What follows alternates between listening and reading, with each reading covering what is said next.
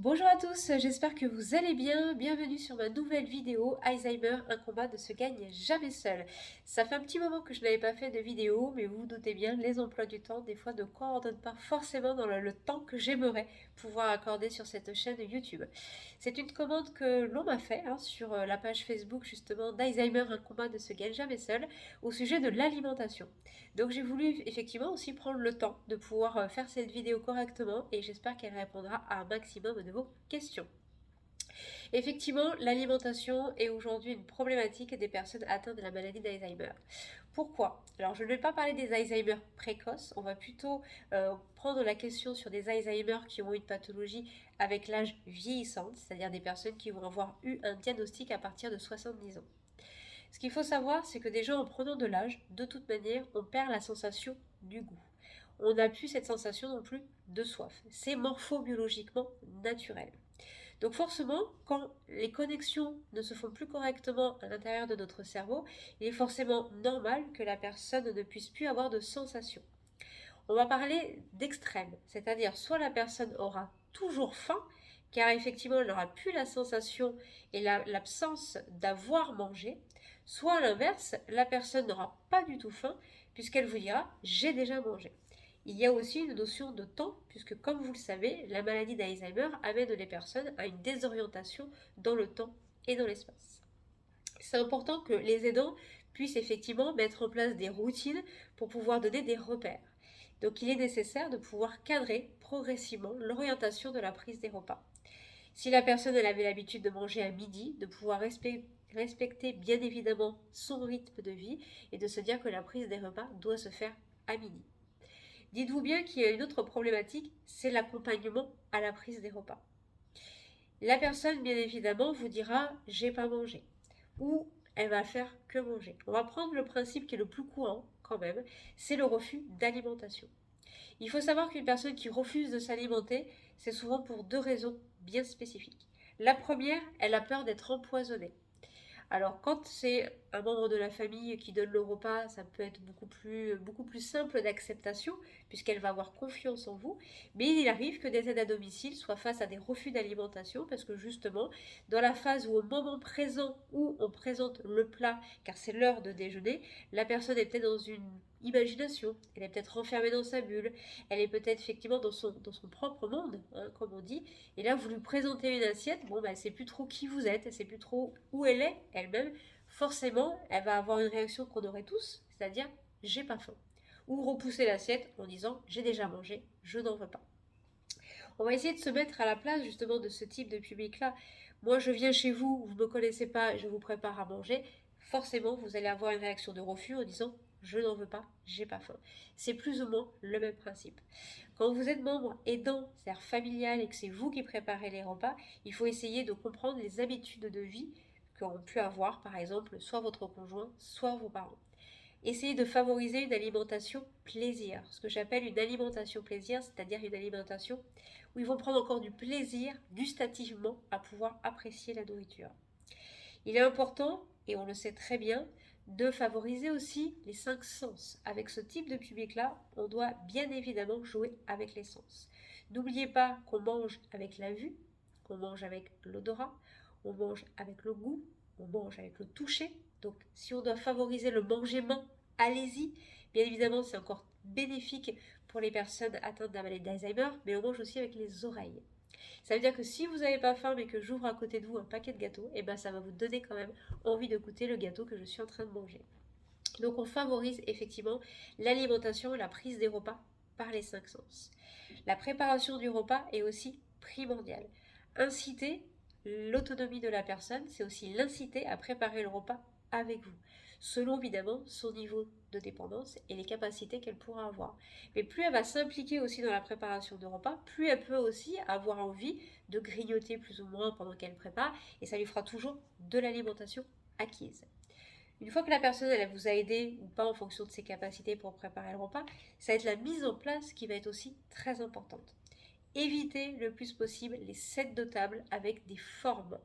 Favorisez des sets de table à couleur unique. Ce qu'il faut savoir, c'est qu'une personne atteinte de la maladie d'Alzheimer va vite être perturbée par des choses qui sont autour d'elle. Si vous lui demandez de se concentrer sur son assiette et qu'elle regarde la télé en même temps, ça lui demandera 2 temps de concentration. Donc il faut essayer d'orienter les choses pour qu'elle puisse se concentrer sur une tâche à la fois, c'est-à-dire la prise de ses repas. Donc si vous mettez un set de table qui a des formes, ça peut être des fleurs, ça peut être des animaux, ça peut être un paysage, son cerveau va se concentrer sur ce set de table-là et non pas forcément sur les actions qu'on lui demande de faire, c'est-à-dire pour manger. Dites-vous bien que nous, on a un mécanisme naturel pour prendre un repas. C'est-à-dire qu'on nous donne une fourchette, on sait encore à quoi sert notre fourchette. Donc on va prendre la fourchette, on va prendre l'alimentation, on va la mettre au niveau de notre bouche. Notre cerveau va nous donner l'information qu'il faut ouvrir la bouche, qu'il faut mastiquer, déglutir et avaler. En fonction du stade de l'évolution de la maladie d'Alzheimer, ces informations ne sont plus acquises. Donc la fourchette, pour certaines personnes, elles ne savent plus encore ce que c'est. Donc la première fourchette, on a encore le réflexe de l'emmener jusqu'à la bouche. Après, il faut que le cerveau nous donne l'information d'ouvrir la bouche, de mastiquer, de déglutir et d'avaler. Selon l'évolution de la maladie, les choses progressivement vont diminuer. Les ordres que le cerveau va donner ne seront plus du tout acquis.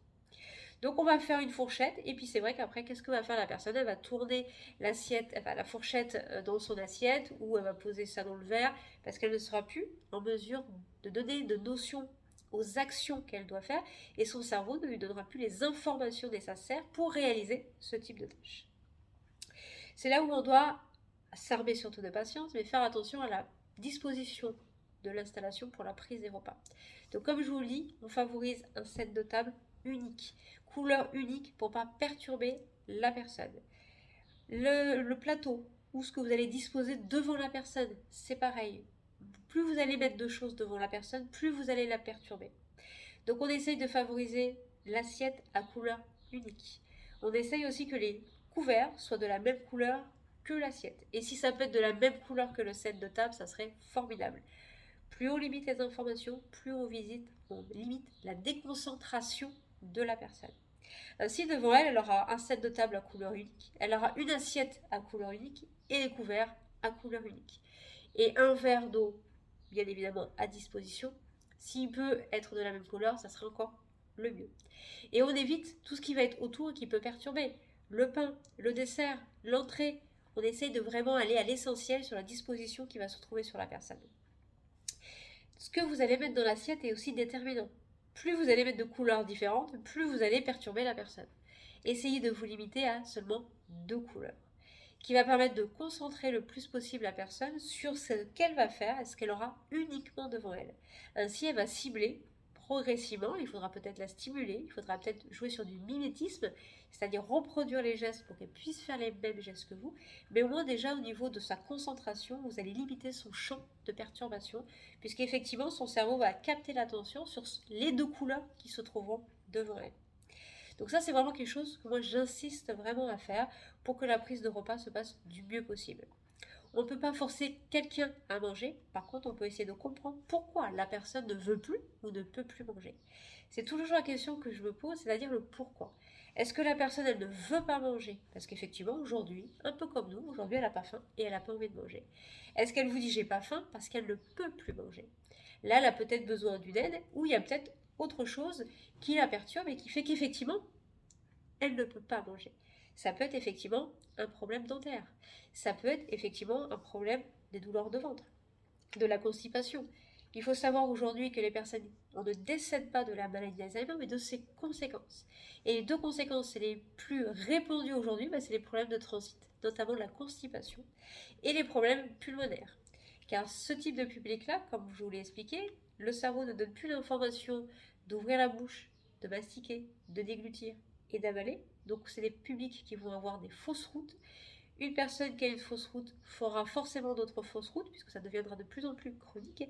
Et malheureusement, à chaque fausse route, il restera des résidus qui se mettront dans la cage thoracique et qui vont provoquer sur le long terme des troubles pulmonaires. Donc attention à la texture alimentaire. S'il doit y avoir un changement de texture alimentaire, parlez-en avec votre médecin pour pouvoir adapter la prise en charge des repas. Faites attention à la disposition dans l'assiette, la disposition aussi sur le plateau ou sur le set de table. Plus vous allez mettre d'informations, plus vous allez perturber la personne et moins elle ne mangera. Dites-vous qu'une concentration pour une prise de repas, nous c'est un automatisme, pour eux c'est un effort qui doit être fait. Une phrase, une action. Si vous dites à la personne qu'est-ce que vous voulez manger, elle ne sera pas en capacité de forcément vous répondre. Orientez son choix. Si vous voulez lui faire manger des tomates, montrez-lui les tomates et dites-lui, est-ce que vous voulez manger des tomates? Vous orientez son choix, elle se sent valorisée. En plus, peut-être que ça lui donnera envie de cuisiner avec vous. Il y aura un échange, il y a quelque chose qui va se construire. Orienter le choix de la personne, ce n'est pas décider avec elle, c'est l'aider à prendre une décision. N'oubliez pas que ce type de public-là, avec l'évolution de la maladie, la prise de décision sera beaucoup plus difficile.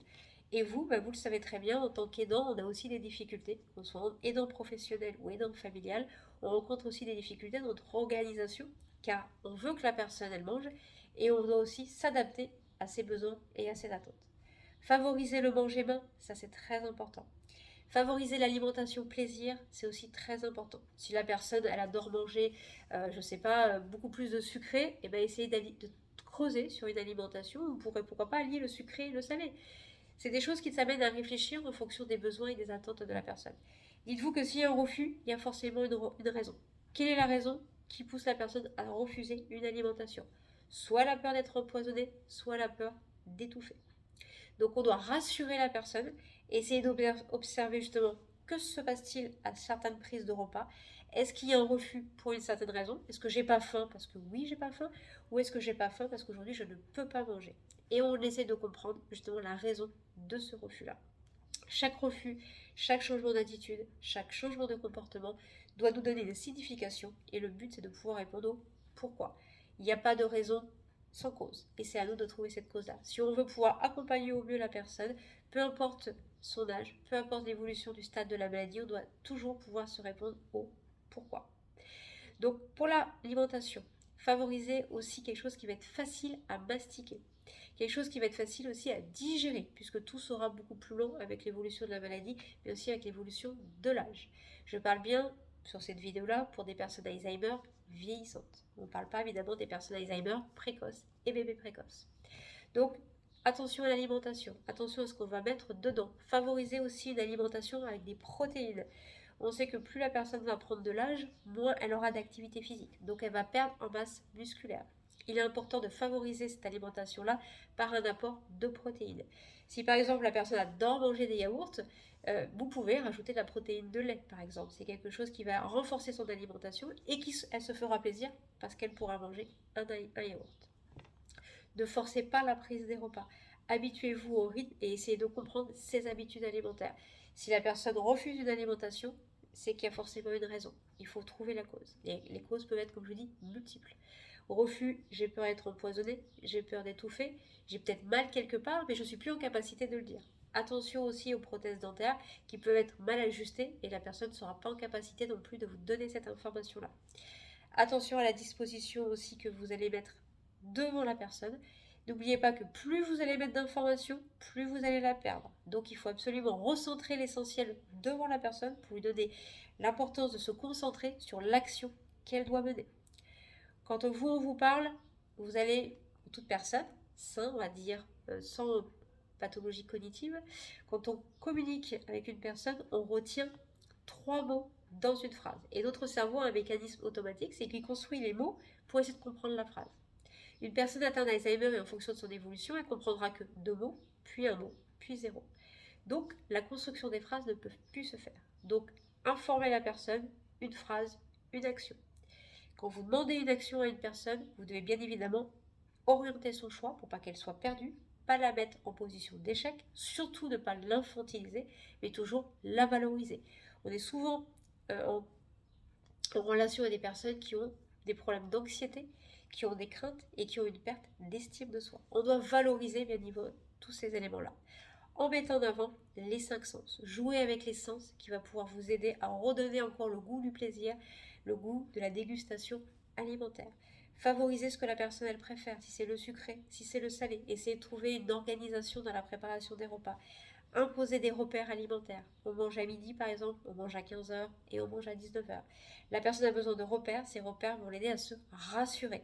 Et c'est toutes ces petites astuces dans le quotidien qui vont pouvoir vous aider pour bien évidemment essayer d'alimenter la personne. On ne la force pas, bien évidemment. Elle trouvera des solutions, des fois par elle-même, c'est-à-dire que la personne n'aura peut-être pas faim du coup à midi, même si on a mis des repères, mais à 14h, elle aura peut-être envie d'un yaourt. À ce moment-là, effectivement, on peut engendrer et rajouter de la protéine de lait. On peut essayer de faire des gâteaux. Il faut essayer de trouver des alternatives. Même si elle mange peu, il vaut mieux qu'elle mange peu, mais bien, qu'elle ne mange pas du tout. Mais effectivement, il faut avoir conscience aussi qu'avec l'évolution de la maladie, la prise de repas sera beaucoup plus restreinte. C'est pour ça qu'il y aura des compléments alimentaires qui peuvent être aussi mis en place et prescrits par votre médecin. J'espère en tout cas voilà, que cette vidéo vous aura éclairci un petit peu sur des petites astuces du quotidien qui peuvent être mises en place sur la prise en charge alimentaire des personnes atteintes de la maladie d'Alzheimer. J'ai publié aussi sur ma page Facebook quelques documents qui vont compléter un petit peu les informations que je vous ai fournies sur cette prise en charge alimentaire. Je n'ai plus qu'à vous souhaiter une très bonne journée et n'oubliez pas, Alzheimer est un combat qui se gagne jamais seul. À très bientôt!